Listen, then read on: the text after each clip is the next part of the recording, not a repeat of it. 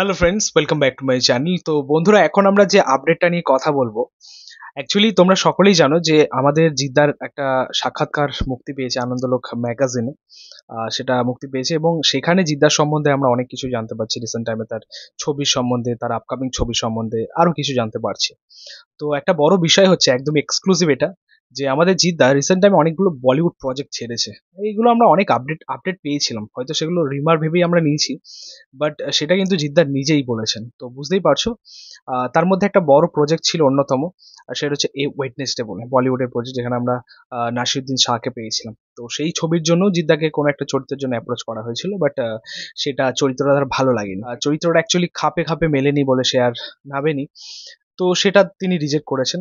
নীরাজ পান্ডের ছবি ছিল, এবং তোমরা জানো যে আমাদের জিদ্দার সাথে নীরাজ পান্ডের একটা ভালো সম্পর্ক আছে, বন্ধুত্বের সম্পর্ক। পাশাপাশি এই সময় দাঁড়িয়েও তার কাছে অনেক বলিউডের ছবি, হিন্দি ছবি আসছে, তার আগেও এসছে।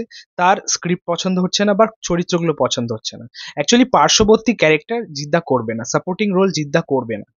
অ্যাকচুয়ালি তাই, একজন অভিনেতা যে একটা ইন্ডাস্ট্রির মাথা, সুপারস্টার, তার একটা আলাদাই দাপট রয়েছে। সে কেন অন্য অন্য অন্য ইন্ডাস্ট্রিতে গিয়ে কোন একটা সাপোর্টিং চরিত্রে কাজ করবে? কেন করবে? তাকে বলিউডে করতে হয় বলে, হিন্দি ছবিতে করতে হয় বলে তাকে যে কোনো চরিত্র করতে মানে করলেই হবে?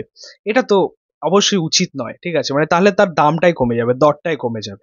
এরকম অনেক অভিনেতাদেরই আমরা দেখি, ঠিক আছে? সে আমাদের ইন্ডাস্ট্রিতে ভালো, বেশ নাম আছে, বেশ তার পরিচিতি আছে, বাট অন্যান্য ইন্ডাস্ট্রি গিয়ে শুধুমাত্র সেই ইন্ডাস্ট্রিতে একটা পরিচিতি পাওয়ার জন্য সে কাজ করে।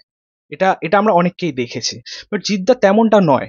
জিদ্দা মেন ক্যারেক্টার খোঁজে, যে তার মধ্যে, সেই ছবির মধ্যে তার ভূমিকাটা কিরকম রয়েছে, দর্শক সেটা কিভাবে অ্যাকসেপ্ট করবে। সব থেকে বড় কথা, তার ফ্যান্সটা কিন্তু তাকে কখনোই সাপোর্টিং চরিত্রে মেনে নেবে না। হুম, এটা আমরা আগেও দেখেছি। অ্যাকচুয়ালি মেনে নেবে না, সেটা তুমি বলিউড বলো, সেটা তুমি আমাদের বাংলা ছবি বলো, যে কোনো ছবির ক্ষেত্রেই বলো। আর তুমি রিসেন্টলি একটা বড় উদাহরণও দেখতে পারো, খাকি দ্য বেঙ্গল চ্যাপ্টার, এত বড় একটা প্রজেক্ট নেটফ্লিক্সে, সুপারহিট একটা সিরিজ গেছে।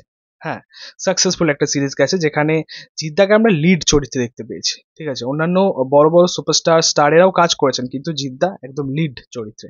অ্যাকচুয়ালি জিদ্দাকে এরকম কিছু চরিত্রেই মানায়, ঠিক আছে? মানে তার একটা অরা রয়েছে, তার একটা প্রেজেন্স রয়েছে, সেগুলো আমরা দেখি, সেটা আমরা বুঝি, ঠিক আছে? তুমি দেখো, আজকে এই খাকি দ্য বেঙ্গল চ্যাপ্টার সিরিজটা 190টা দেশে চলেছে, ঠিক আছে? মানে ওই নেটফ্লিক্স প্ল্যাটফর্ম, তোমরা সকলেই জানো, মানে ইন্টারন্যাশনালি সেটা, সেটার একটা আলাদাই ভ্যালু রয়েছে, ঠিক আছে? তো একটা বাংলা অ্যাক্টর, অভিনেতা নেটফ্লিক্সে গিয়ে কাজ করছেন, তার এত সুন্দর একটা অ্যাচিভমেন্ট, অবশ্যই এটা ভালো লাগে, ঠিক আছে? তার পাশাপাশি এটাও বলা বাহুল্য যে জিদ্দার ট্রাই বা চেষ্টা সবসময় এটাই থাকে, যে আমাদের বাংলা ইন্ডাস্ট্রিকে ইন্টারন্যাশনাল লেভেলে নিয়ে যাওয়া। প্রত্যেক সময় আমরা দেখেছি চেঙ্গিস, তার ফার্স্ট স্টেপ ছিল প্যান ইন্ডিয়াতে পাড়ি দেওয়া। হ্যাঁ, তার চিন্তা ভাবনাটাই এরকম, যে ইন্ডাস্ট্রিটাকে কিভাবে ডেভেলপ করা যায়, কিভাবে গ্রো করা যায়। খাকি দ্য বেঙ্গল চ্যাপ্টার তিনি নেটফ্লিক্সে আনলেন, তার আগে চেঙ্গিস প্যান ইন্ডিয়া রিলিজ করলেন, হিন্দিতে রিলিজ করলেন। ভাই, এইগুলো করতে না সাহস লাগে। পরেরটা কি হবে না হবে, সেটা হিট হবে না ফ্লপ হবে, বক্স অফিসে চলবে কি চলবে না, এসব না ভেবে আলটিমেটলি আমাদের একটা ভালো প্রোডাক্ট, সেটা আমরা ইন্ডিয়ার দর্শকের কাছে আনতে পেরেছি। এই চিন্তা ভাবনাটা কজনের মধ্যে থাকে? জিদ্দা কিন্তু ঠিক এরকম ভাবেই এগোয়, আর এর জন্যই মানুষটাকে এত ভালো লাগে। তো তোমাদেরকে আরো একটা আপডেট দিয়ে রাখি, যে আমাদের জিদ্দা আরো কিছু জানিয়েছেন, যে রিসেন্ট টাইমে তার কাছে আরো কিছু বলিউডের প্রজেক্ট আসছে, বড় বড় হাউস থেকেই আসছে। তার মধ্যে কিছু প্রজেক্ট হওয়ার চান্স রয়েছে। আগে কেউ বলে বিপ্লবী, কেউ বলে ডাকাত আসবে, তারপরে কিন্তু সেই আপডেট কিন্তু আমরা পাবো। তার মধ্যে একটা আপডেট আমাদের জানার খুবই দরকার ছিল এই মুহূর্তে, সেটা হচ্ছে লায়নের আপডেট, যেটা নিয়ে সত্যি বলতে আমরা প্রচন্ড পরিমাণে এক্সাইটেড। হ্যাঁ, আলটিমেটলি ছবিটা আমরা চাই, সেটা যে করেই হোক না কেন, বাট সেটা নিয়ে কোনো রকম কিছু জিজ্ঞাসা করা হয়নি বোধহয় তাকে, তিনিও সেভাবে অ্যান্সার দেননি। বাট ওই ছবিটার জন্য কিন্তু আমরা অপেক্ষা করে আছি। আরেকটা কথা, রিসেন্ট টাইমে তিনি অনেক প্রজেক্টই ছেড়েছেন। পাসওয়ার্ড ছেড়েছেন দেবদার সাথে, একটা চরিত্র, পরমব্রত চরিত্র খুব সম্ভবত। তারপরে উইন্ডোজ প্রোডাকশন হাউসের ছবি ছেড়েছেন। তো এখানে একটা কথা বলি, আমরা যে এইভাবে বলি না যে কেন ছাড়লো জিদ্দা, জিদ্দা ভুল করেছে, জিদ্দার উচিত হয়নি, এরকম অনেক কথাই বলি। কিন্তু ভাই, বিষয়টা হচ্ছে এটাই, মানে নিজের মন যেটা চাইবে সেটাই তো করা উচিত। এবং তিনি একজন বড় মাপের একজন অভিনেতা, হ্যাঁ, সুপারস্টার তিনি।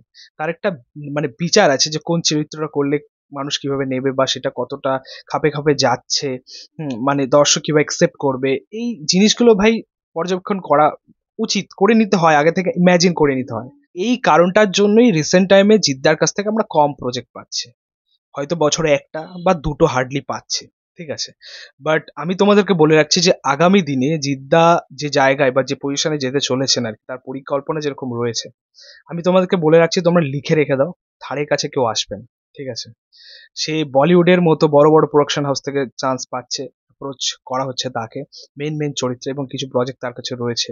কেউ বলে বিপ্লবী, কেউ বলে ডাকাতের মাধ্যমে তার একটা কামব্যাক হবে, তারপরেও কিন্তু লায়ন আছে।